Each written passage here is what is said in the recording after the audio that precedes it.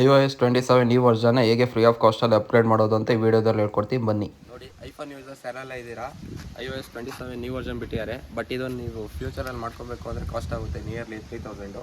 But ನಾನು ಇದನ್ನು ಫ್ರೀಯಾಗಿ ಮಾಡ್ಕೊಂಡಿದ್ದೀನಿ. ಈಗ ಪ್ರೆಸೆಂಟ್ಲಿ 26.5 ಇದೆ. ಅದನ್ನು ನೀವು 27 ಮಾಡ್ಕೊಬೇಕು ಅಂದರೆ ನೆಕ್ಸ್ಟ್ ಫ್ಯೂಚರಲ್ಲಿ ಕಾಸ್ಟ್ ಆಗುತ್ತೆ. ಅದನ್ನು ನೀವು ಈಗ ಫ್ರೀಯಾಗಿ ಹೇಗೆ ಅಪ್ಗ್ರೇಡ್ ಮಾಡೋದು ಅಂತ ಈ ವಿಡಿಯೋದಲ್ಲಿ ಹೇಳ್ಕೊಡ್ತೀನಿ ಬನ್ನಿ. ಕ್ರೋಮ್ ಅಥವಾ ಸಫಾರಿಲಿ developer.apple.com ಅಂತ ಸರ್ಚ್ ಮಾಡಿ. ಈ ಪೇಜ್ ಓಪನ್ ಆಗಿದ ತಕ್ಷಣ ಮೇಲ್ಗಡೆ ಸೈನ್ ಇನ್ ಅಂತ ಆಪ್ಷನ್ ಇರುತ್ತೆ, ಅದ್ರ ಮೇಲೆ ಕ್ಲಿಕ್ ಮಾಡಿ. ಅದಾದಮೇಲೆ ಆ್ಯಪಲ್ ID ಮತ್ತು ಪಾಸ್ವರ್ಡಿಂದ ಸೈನ್ ಇನ್ ಆಗಬೇಕು. ನಿಮ್ಮ ಮೊಬೈಲಲ್ಲಿ ನೀವು ಯಾವ ಆ್ಯಪಲ್ ID ಯೂಸ್ ಮಾಡ್ತಿದ್ದೀರೋ ಆ ID ಮತ್ತು ಅದರ ಪಾಸ್ವರ್ಡ್ನ ಎಂಟ್ರಿ ಮಾಡಬೇಕು. ಅದಾದಮೇಲೆ ಸೈನ್ ಇನ್ ಮೇಲೆ ಕ್ಲಿಕ್ ಮಾಡಿ. ಸೈನ್ ಇನ್ ಆಗಿದ ತಕ್ಷಣ ನಿಮಗೆ ಒಂದು ಪೇಜು ಪಾಪಪ್ ಆಗುತ್ತೆ. ಅದರಲ್ಲಿ ನೀವು ಏನು ಜಾಬ್ ಮಾಡ್ತೀರಾ ಅಥವಾ ಸ್ಟೂಡೆಂಟಾ ಅಥವಾ ನಿಮಗೆ ಯಾವುದ್ರ ಮೇಲೆ ಇಂಟ್ರೆಸ್ಟ್ ಇದೆ ಅಂತ ನೀವು ಸೆಲೆಕ್ಟ್ ಮಾಡ್ಬೋದು. ಆದರೆ ಈ ಆಪ್ಷನ್ನ ನೀವು ಸ್ಕಿಪ್ಪು ಮಾಡ್ಬೋದು ಅಥವಾ ಕಂಪ್ಲೀಟು ಮಾಡ್ಬೋದು. ನಾನು ಈ ಪೇಜಿಗೆ ಸೆಕೆಂಡ್ ಟೈಮು ಸೈನ್ ಇನ್ ಆಗ್ತಿರೋದ್ರಿಂದ ನನಗೆ ಆ ಮೆಸೇಜ್ ಪಾಪಪ್ ಆಗ್ತಿಲ್ಲ. ನೀವು ಫಸ್ಟ್ ಟೈಮ್ ಮಾಡೋದಾದರೆ ನಿಮಗೆ ಆ ಮೆಸೇಜ್ ಪಾಪಪ್ ಆಗುತ್ತೆ. ನೀವು ಕಂಪ್ಲೀಟು ಮಾಡ್ಬೋದು ಅಥವಾ ಅದನ್ನು ಸ್ಕಿಪ್ಪು ಮಾಡ್ಬೋದು. ಈ ಪ್ರೊಸೀಜರ್ ಕಂಪ್ಲೀಟ್ ಆಗಿದ ತಕ್ಷಣ ನೀವು ರೀಸೆಂಟ್ ಆ್ಯಪಲ್ಲಿ ಹೋಗಿ ನೀವೆಲ್ಲ ಆ್ಯಪ್ಸ್ನ ಕ್ಲಿಯರ್ ಮಾಡಿ.